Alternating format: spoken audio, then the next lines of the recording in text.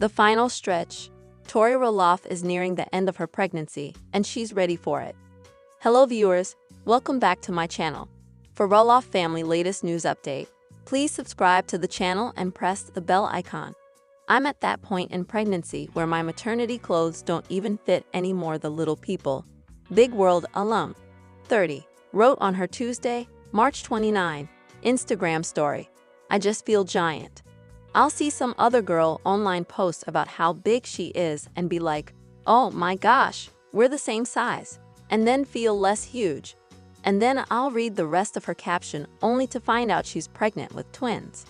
The reality star, who is already the mother of son Jackson, 4, and daughter Lila, 2, concluded by asking, am I done yet? Haha. The TLC personality announced in November 2021 that she and husband Zach Roloff have a rainbow baby on the way after previously suffering a miscarriage earlier that same year. We are so excited to share some exciting news with you, the expectant star wrote via Instagram at the time. Baby Roloff will be joining us this spring, and we are so grateful to God for this sweet gift. While sharing her baby bump progress, Tori has been vocal about her changing body ahead of her third child's arrival. Reminder: growing a human is hard, she captioned a January Instagram story selfie. Sometimes I struggle with how I look during pregnancy. I'm uncomfortable in regular clothes, but I'm trying hard to love myself through pregnancy because our bodies are insane. Right. Tori joked at the time that Lila always looks so cute, writing that's what counts, isn't it? The following month, the photographer told her Instagram followers that her body positivity has been better this go-around due to her prior pregnancy loss. I still struggle some days with how I look, she explained in February, but then I see photos that make me feel like a complete goddess.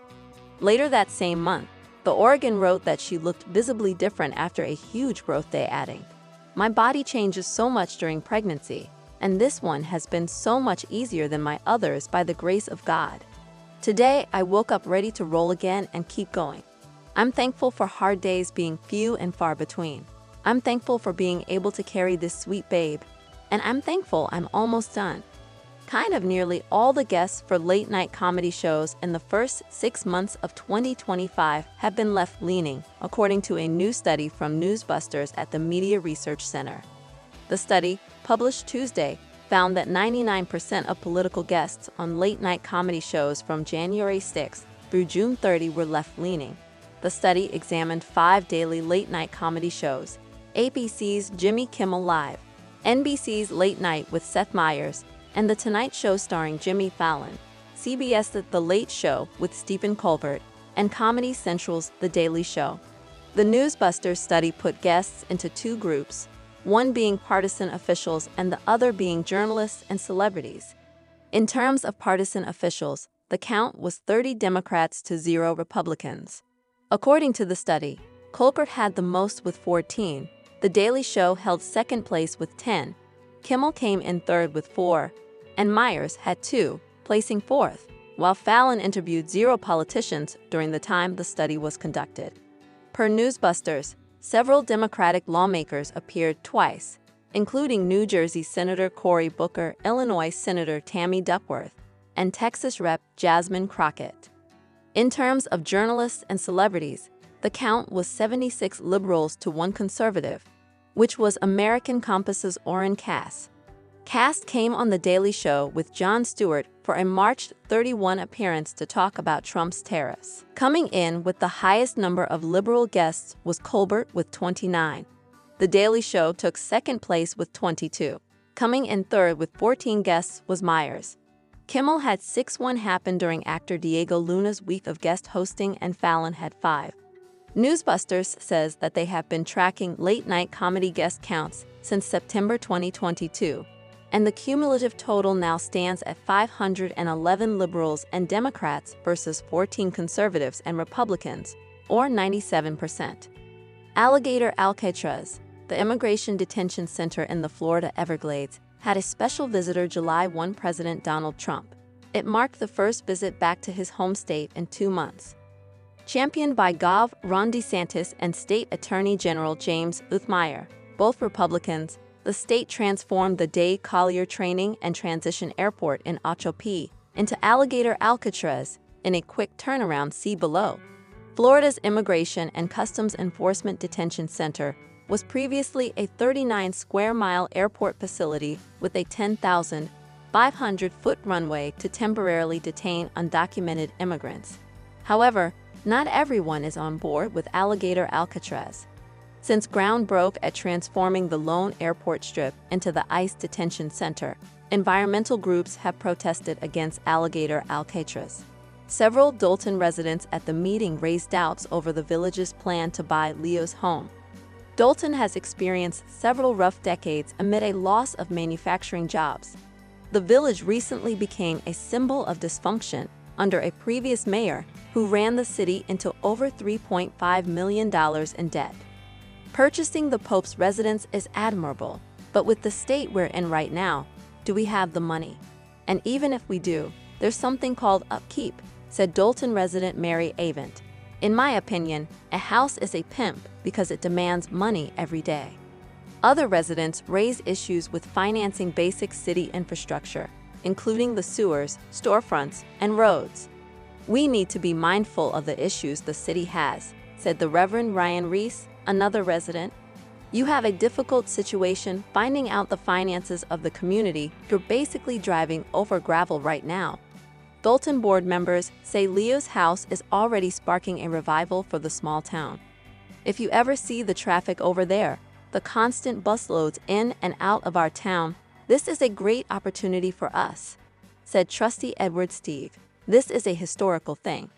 Steve said village leaders were well aware of the challenges Dolton faces, but added that they could address those as well as turn the house into a destination. Dolton's population boomed around the time Lee lived there. The village grew from 5,000 people in 1950, the year after Leo's parents bought the family home, to 19,000 in 1960, according to census data. Chicago and Northwest Indiana formed an industrial hub then, with plentiful factory jobs from the steel mills behind the buildings that make up the city's iconic skyline, to car factories assembling the Fords cruising along Lakeshore Drive. But many factories closed in the 1980s. The average household income in 1980 was $27,000, or $107,000 in 2025 dollars, the Chicago Tribune reported. The average income today is under $30,000, according to census data. About a fifth of Dolton's population lives in poverty, according to census data. Waterwise, the town of around 17,500 in Poland, where Pope John Paul II was raised, has benefited massively, according to Piotr Polak, a guide at the museum in John Paul's childhood home. There are at least a dozen of Waterwise-like towns in southern Poland. Polak told USA Today from Poland. None of them is visited by hundreds of thousands of tourists from around the globe. Polak said the museum in the tenement where then Karol Wojtyla grew up opened in 1984. Around 200,000 people visit the museum annually, according to Polak. Without the figure of JP2, there would be next to no one from outside the local region here, said the guide. One of the biggest blessings the town has is the fact that Karol Wojtyla had spent the first 18 years of his life here. The house where Leo grew up with his two brothers is a squat brick home on a leafy suburban block. It looks like countless others that went up across the nation in the post-war era. Leo's parents brought him home to the unassuming house after he was born on Chicago's South Side in 1955. They bought it when it was completed in 1949 and held onto it until 1996, according to Cook County property records. Leo lived there until moving away for high school to a seminary school in Michigan. Radzik bought the 1,050-square-foot house for $66,000 in 2024, according to Cook County property records. He updated the interior so it no longer looks like it did when Lee lived there with his two brothers.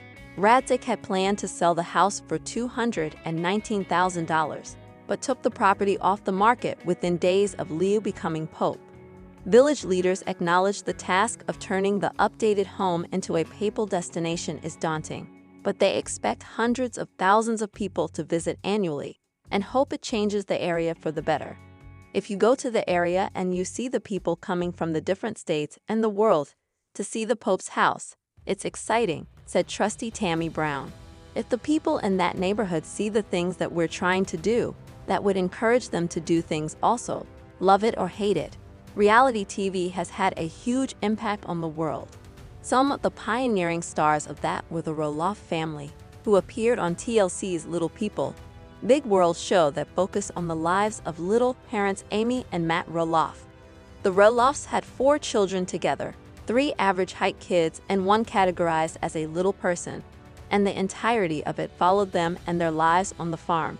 The youngest child, Jacob Roloff, 28, stepped away from the limelight early on, but has kept active on social media much to the delight of his fans. Through it, people have learned he since married wife Isabel, has a 3-year-old boy Mateo Thomas, and still has his signature curly hair. In a light-hearted post, Isabel documented Roloff getting his first professional haircut since 8th grade, and the results have women turning green with envy.